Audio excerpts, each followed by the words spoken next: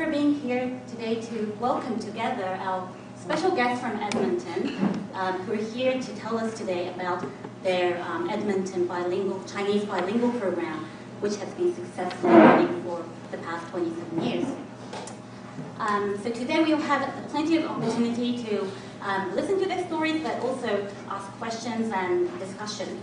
So please look forward to that. And we're also aware that there might be some people who are more comfortable speaking out in Chinese. So for those people, we have 3 interpreters with us today. So I'm just going to introduce you. There is Hong Jiang there at the registration. She can help you with Mandarin and Cantonese. And there's Suzanne Zhu there. She can help you with Mandarin. And there's Aldon Wang, a graduate from the bilingual program and currently the resident of St. John's College, and she can help you with Mandarin and Cantonese and Toisanese too. So whenever you need some assistance, raise your hand with it, like eye contacting with one of those people. So that's one thing, and there's a couple of things that I want to note. There's a video camera. This forum will be video recorded. So if you don't want to be in the camera, I recommend you to sit maybe further back over there. That's one thing. Another thing is we accept donation at all times. So there's a reception desk over there that you can donate. And finally, the bathroom is on your left. And if you go further on your right, if you pass the dining hall, there will be more bathrooms. Okay, so let us start. I'd like to welcome Henry Yu for the opening remarks. Henry Yu is a history professor, and he is the principal of St. John's College, where we are right now. So please welcome Henry.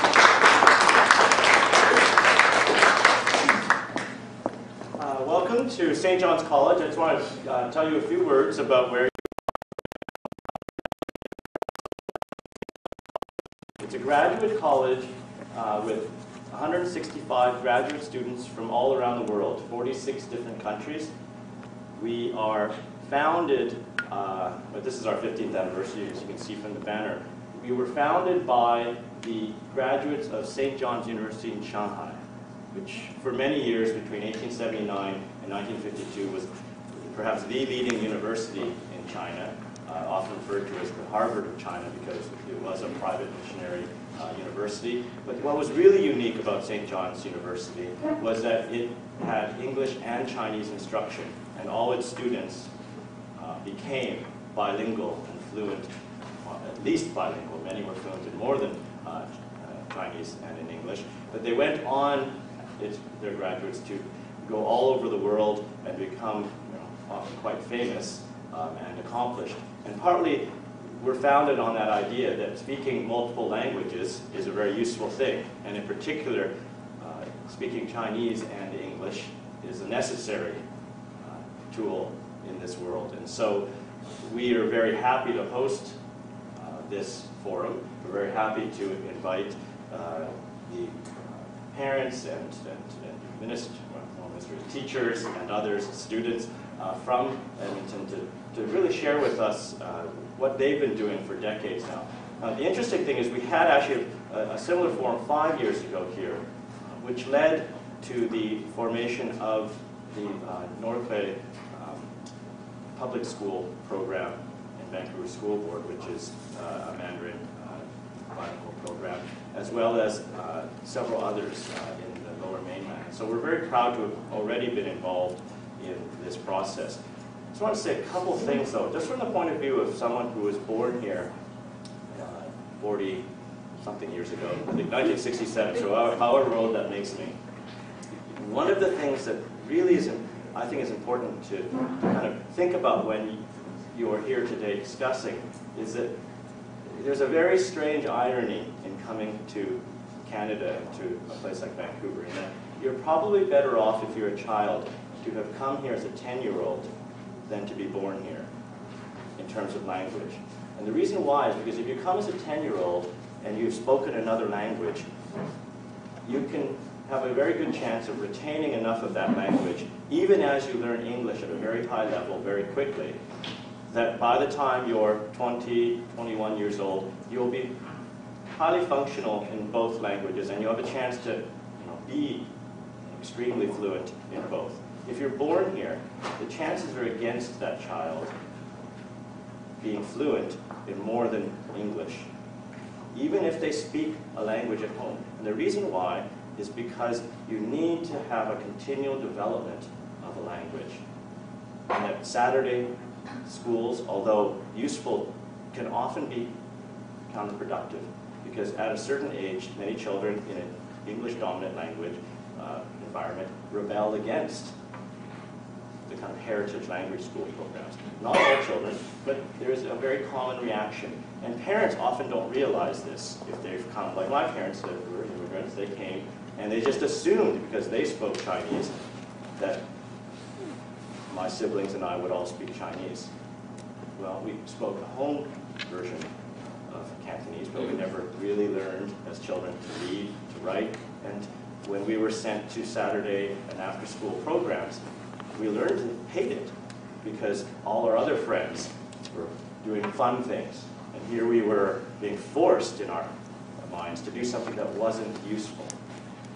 The utility of language, the usefulness is extremely important. And one of the things that, as you'll hear about the Edmonton bilingual program, one of the things is, if you're in school and all the kids are learning English and Chinese, and you get a continual reinforcement that these are important, that it's important to speak it, that it's school, it's a real school, it's not after school, it's not on your weekends, and also that every day it's useful to the students to use that language. You can't tell a student, you will thank me in 20 years that I forced you to go learn Chinese.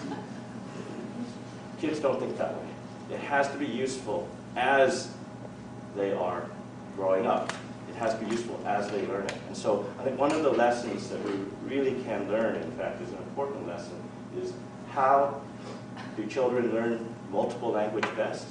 By having them learn them in a fun, useful way that actually is also reinforced by their teachers and their other students and their parents and the community, reinforcing that this is actually a useful thing. It's not a promise that, don't worry, when you need a job when you're 25 years old, you'll come back and thank me. It doesn't work that way. And so I think that's a couple things that I wanted to just throw out as a way to welcome you to, I think, what an important discussion. I'm a historian, and so I study the history of a place like Vancouver, of British Columbia, of Canada, and in particular of the migrants who have come here now for over 150 years. And the Chinese have been here since the beginning. But there has also been a long history in which language use and language loss across the generations. It's not the problem for the people who came, the first generation. Maybe even the second generation can retain a lot. But what's been a continual historical problem is that languages that should be useful, we should all be speaking multiple languages. And in this college, our students speak many languages. That kind of environment, which on the face of it should be a great idea, in places like Vancouver and in British Columbia, have often not been the great idea. Often English only has been something that has historically been emphasized. And so we're still, in some ways, trying to move ahead and adopt something that we think Edmonton, why would they have this? And why would they have had it for over 25 years? Because we think of them as backward and us as forward. And, but in fact, in this instance, it's the opposite, that Edmonton has had a program for so long that works so well, and yet we haven't learned yet enough from it. So welcome to our guests. Thank you for them coming. And I want to pass it on to someone who will tell you a little bit about a group of parents and teachers who really think it's a great idea to have bilingual education.